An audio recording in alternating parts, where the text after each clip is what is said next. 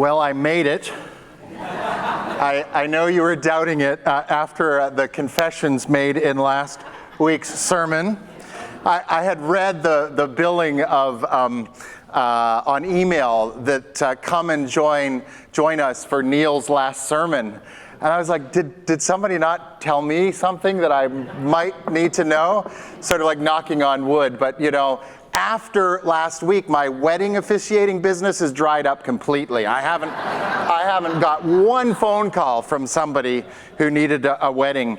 But what a blessing it was on Friday when I arrived at Pete's Coffee in Danville that Jim and Gwen had trusted me and the universe that I would arrive. And we had a fantastic conversation, and what a blessing those coffee and conversations were. That's one thing that I'll be taking with me to Lansing, opportunities like that. We all carry many identities. One of the identities that I carry is that of father or dad to two boys, and what a blessing that is in my life, most of the time.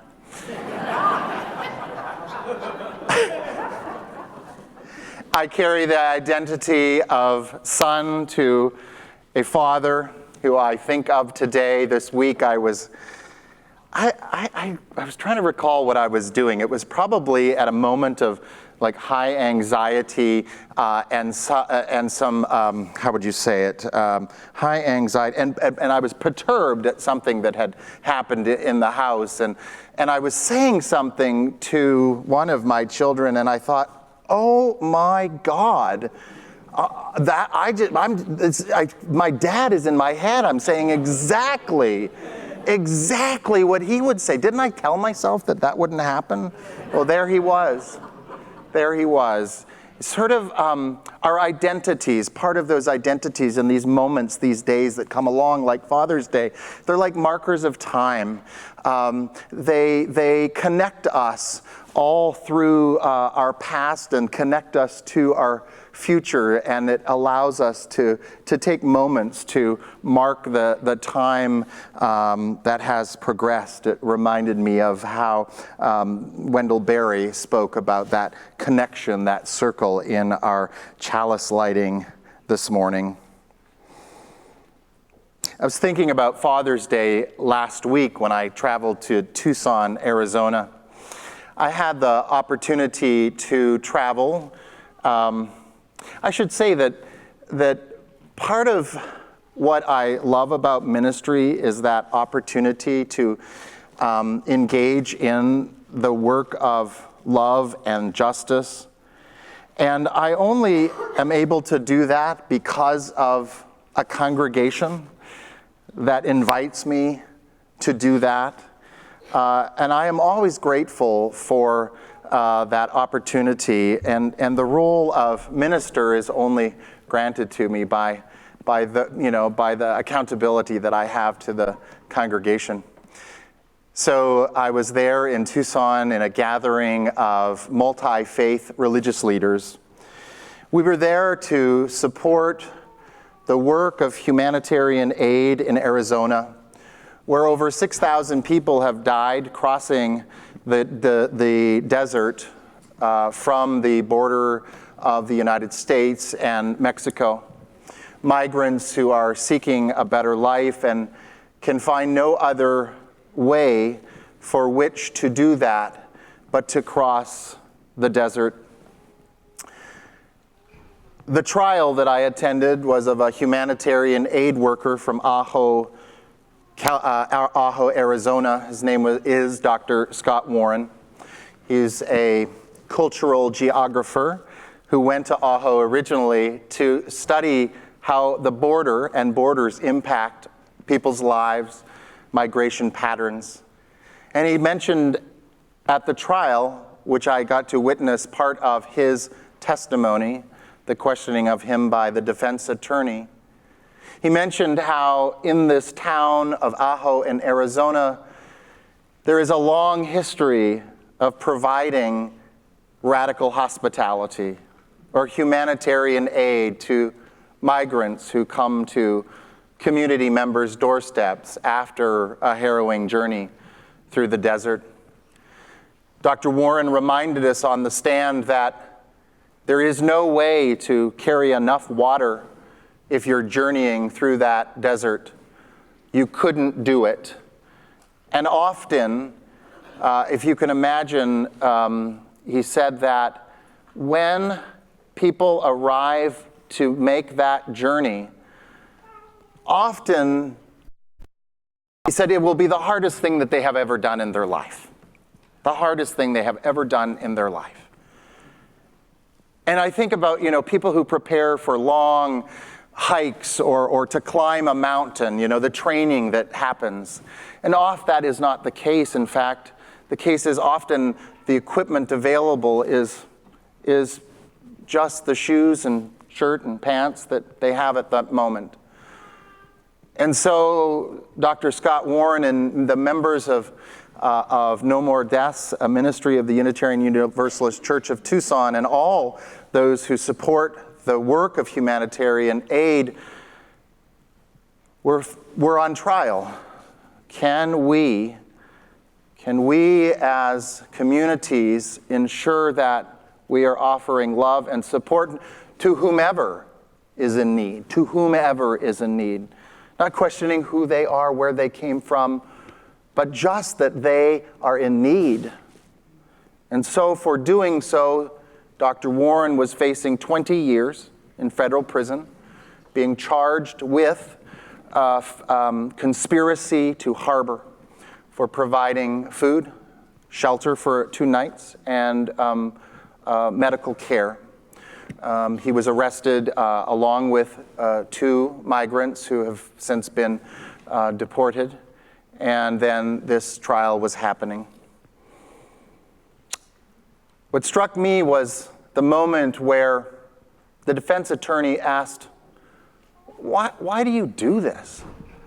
Why do you spend so much time engaged in this work? And his reply was, how could I not? How could I not?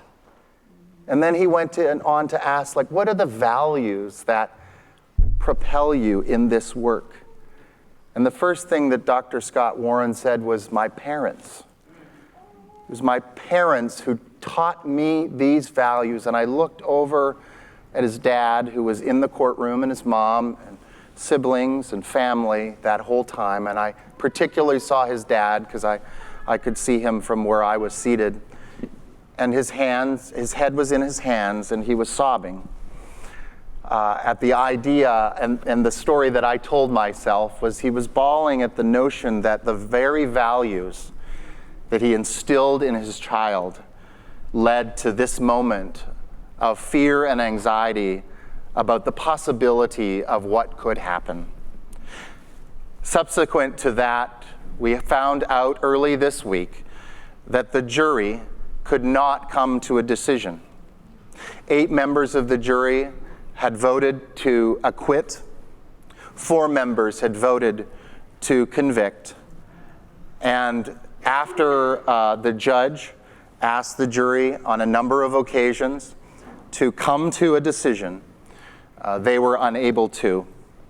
And so the jury was hung. But what that means now is that the prosecution, the government, can retry that case.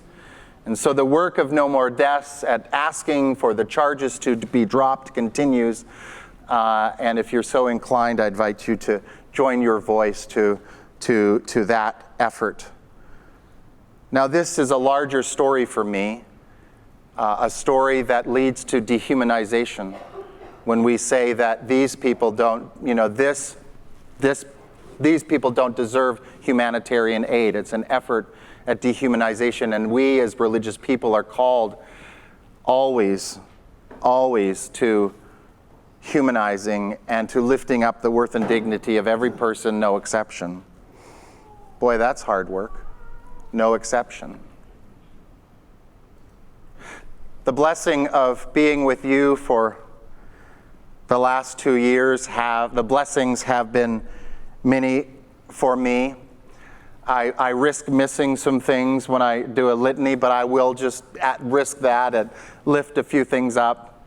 How powerful it was to join you when a Baptist church visited us with hurtful messages, and for you to build angels alongside one another, to think through what it meant to side with love, and to share that message in a gentle, loving, non-confrontational way. It was beauty to behold.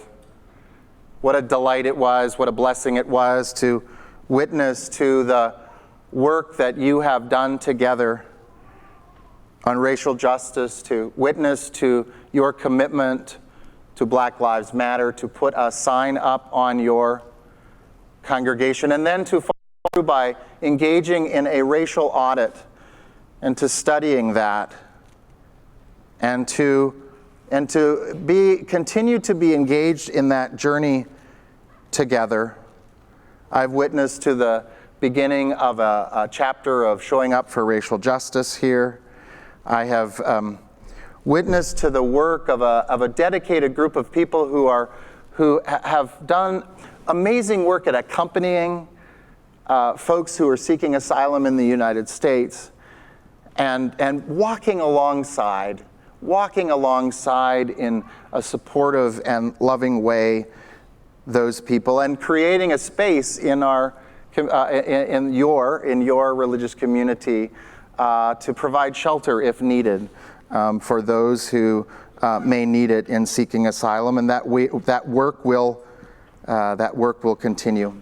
It's been a blessing for me to witness to the work of caucusing on the fourth Wednesday of every month. I have learned much from those opportunities. I know that I would say we as Unitarian Universalists are engaged in the work of birthing a new world, a world that we wish to live in. And that is not always easy work. We can have anxiety and hurt, and it can bring up pain, and we can struggle. But what a blessing that it is to have that in religious community, where we are called to love one another, to witness to each other, and to stay together on that journey. I know that it can be and is from the stories that I listen to, even harder for those in this work that have identities. We talk about identities that have been marginalized. And so asking how we continue to bring those voices that have been marginalized into the center is an important part of that work that we do together in religious community. And I invite you to continue to do that work together. What a blessing it has been to witness to the work of the membership committee and the membership council, that group that I worked closely with. The dedication to radical hospitality and to inviting people into this covenant that we have with one another in religious community is inspiring to me. And so I thank you for that work as well.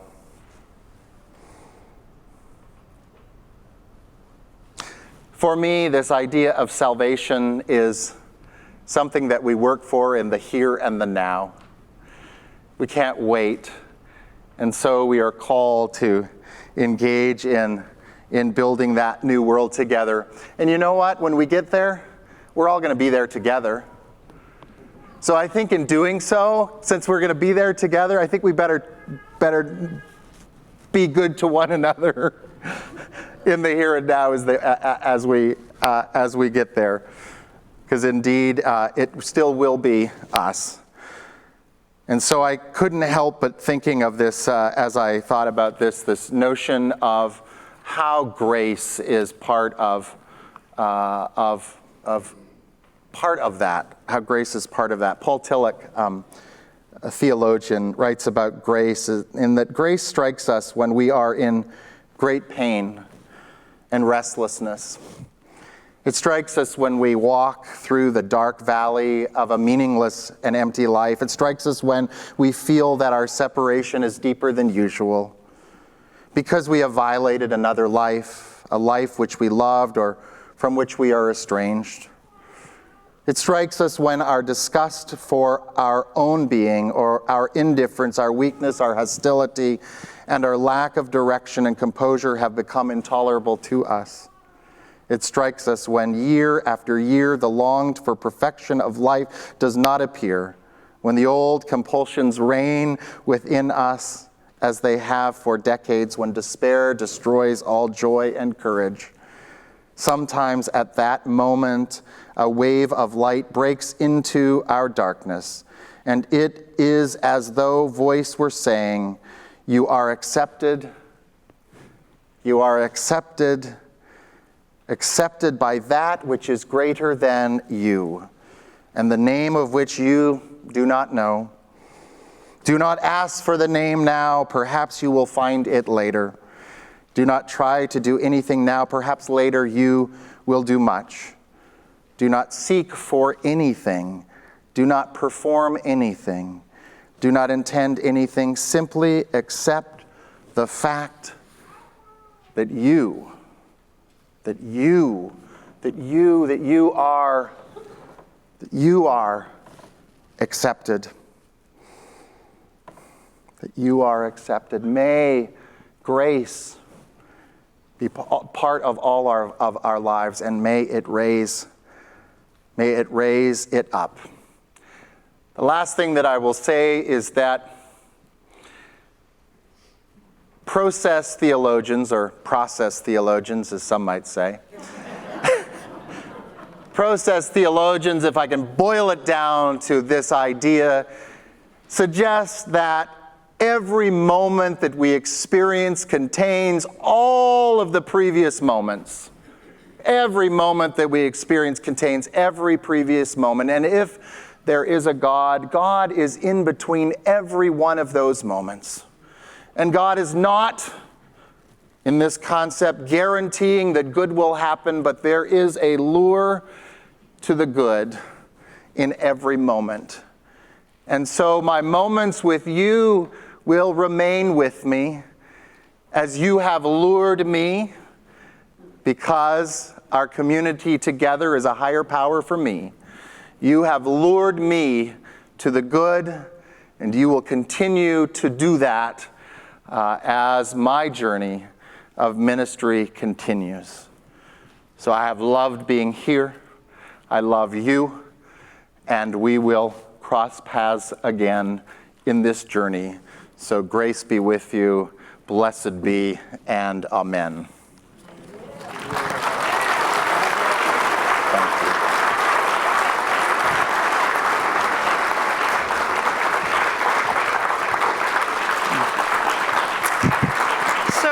Reverend Neal, we're going to have a chance to do this again, but let's do it now.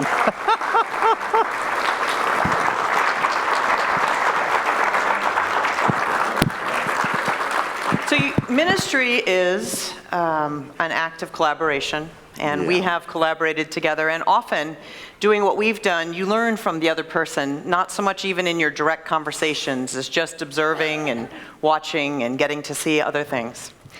You didn't take my gift of the worm that was offered to you during the Time for All Ages. But I watched how you presented a gift to Aaron Eves, just a couple weeks ago. I noticed the packaging in particular was very important. So we have the requisite brown bag. But I'm also a student of process theology, and one of the things they say is that two truths come together, they create something new. So it's a brown bag with decorative tissue in it. And there's a few things in here. One of them is a pouch, and the pouch, it says, California, I love California, but California also loves you. Yay. This pouch will be filled, there's that decorative tissue, we'll put it over Yay. here on your chair there. California will miss you, and we will fill this with all those tags we've been making for you for several weeks. Thank you. There is still a chance, if you haven't had a chance to make a tag for Reverend Neal, to do so in the Borton Hall. And also in here is this pair of socks, because if you've ever noticed Reverend Neal's socks. I was going to present this during the children's time, but I realized it's good I didn't, because the socks say, busy making a effing difference. So it worked out well. That was Grace. That was Grace. That was Grace. Grace happens. We will also be taking a collection for Reverend Neal to speed he and his family on their way. Living here in California has been a little costly. Perhaps we can send him with some gifts we'll be taking that collection through next month. So please put Reverend Neal on the memo line if you'd like to contribute. And our last gift is this candle, which is of the same kind of the ones that we light every week in this congregation. And it's so that you will remember to let your own light shine, to speak your truth, to say what needs to be said. For you are a great gift to the world. And it's been an honor to work with you. Thank you.